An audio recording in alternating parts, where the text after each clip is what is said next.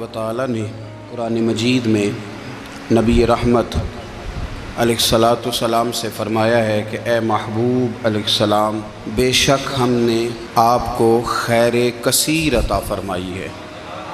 इन्ना अअतैनाकल कौसर, महबूब हमने आपको खैर कसीर दे दी। अब आप उसके जवाब में ये करें कि फसल्लि लिरब्बिक, अपने रब के लिए नमाज पढ़ें, वनहर और कुर्बानी करें, नमाज पढ़ें और कुर्बानी करें। इन्न शानिअका हुवल अबतर, आपका जो दुश्मन है वो बेनामो निशान रहेगा, आपका दुश्मन। कुर्बानी शियार इस्लाम में से है। कुर्बानी अल्लाह को बड़ी महबूब है। नबी रहमत अलैहिस्सलाम ने फरमाया 10 ज़िलहज को जो अमल अल्लाह को सबसे ज़्यादा पसंद है। ज़ाहिर है 10 ज़िलहज को लोग नमाज भी पढ़ते हैं ईद की, और फजर की नमाज भी पढ़ते हैं, ज़िक्र भी करते हैं, इबादत भी करते हैं, बहुत सारे काम करते हैं।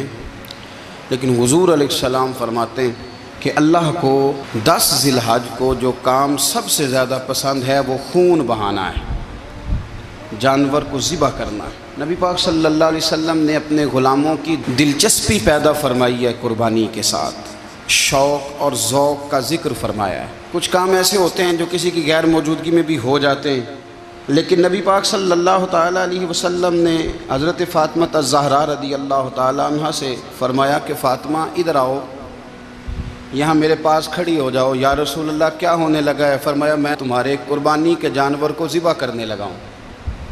करीब खड़ा करके हज़रत फ़ातिमा को हुज़ूर ने ज़िबा फरमाया। मैं अक्सर ये बात आप अहबाब से अर्ज़ करता रहता हूँ कि नबी करीम अलैहिस्सलाम के काशाना नूर पे 2-2, 3-3 महीने तक खाना नहीं पकता था, लेकिन कुर्बानियाँ अल्लाह के रसूल हर साल 2 दिया करते थे। खाना 2-2 महीने नहीं पका और कुर्बानियाँ 2, और 2 कुर्बानियाँ दे के हुज़ूर फरमाते एक मेरी तरफ़ से है, एक मेरी उम्मत की तरफ़ से है। मौलाए कायनात शेर खुदा हज़रत अलीउल मुर्तज़ा रज़ियल्लाहु ताला अन्हु घर में फ़क्र रहता था। 3-3 दिन इमाम हसन और हुसैन 3-3 दिन बग़ैर सहरी और इफ़्तार के खजूर और पानी के साथ रोज़ा रखते थे, खजूर और पानी के साथ रोज़ा खोलते थे। पर कुर्बानियाँ मौला अली हर साल 2 दिया करते थे। हमारे यहाँ लोग सारा साल खुशहाल रहते हैं और बड़ी से 10 दिन पहले तंग दस्त हो जाते हैं। जो 5 लाख रुपया बेटे की शादी पे खर्च कर लेता है, पता नहीं कहाँ से लाता है। अगर उसको पता चल जाए कि यहाँ एक प्लाट सस्ता मिल रहा है तो फिर पता नहीं कहाँ से उधार उठा लाता है। लेकिन जब मामला कुर्बानी का आता है फिर लोग तंग दस्ती का इजहार करते हैं। याद रखो, जब बंदा रब करीम के रास्ते में देता है, हुज़ूर अलैहिस्सलाम ने फरमाया था हज़रत अस्मा से कि तू अल्लाह के रास्ते में बेहिसाब खर्च कर, रब भी तुझे बेहिसाब ही अता फरमाएगा। कुर्बानी के लिए शौक़ पैदा करें, ज़ौक़ पैदा करें और दिलचस्पी पैदा करें।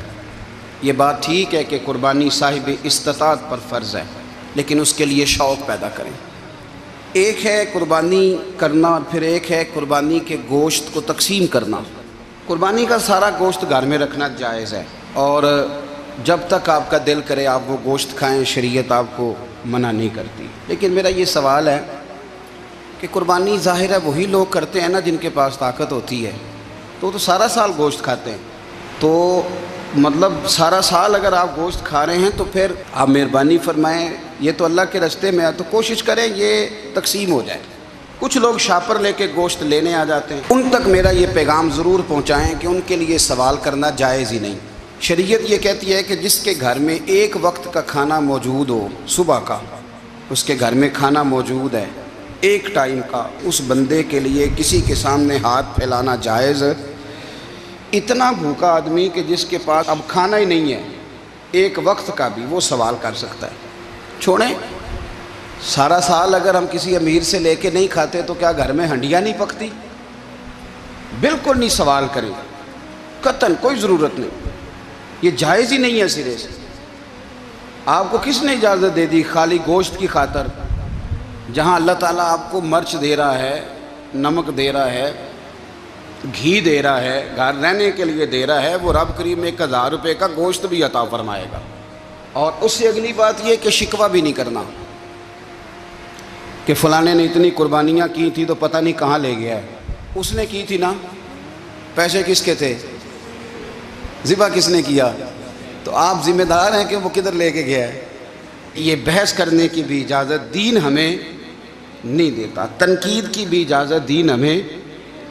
اس بات کو بھی ضرور ذہن میں رکھیں کہ ہم کہتے ہیں میں نے ابا جی کی اس سال کرنی ہے، اور پھر اگلے سال اماں جی کی کرنی ہے، اور پھر اس سے اگلے سال میں نے اپنی کرنی ہے. جس بندے کی جیب میں پیسے ہیں قربانی اس پر واجب ہے، اس کے ابا جی پر واجب نہیں. اگر ابا جی کے پاس الگ پیسے ہیں تو ابا جی پر قربانی واجب ہوگی.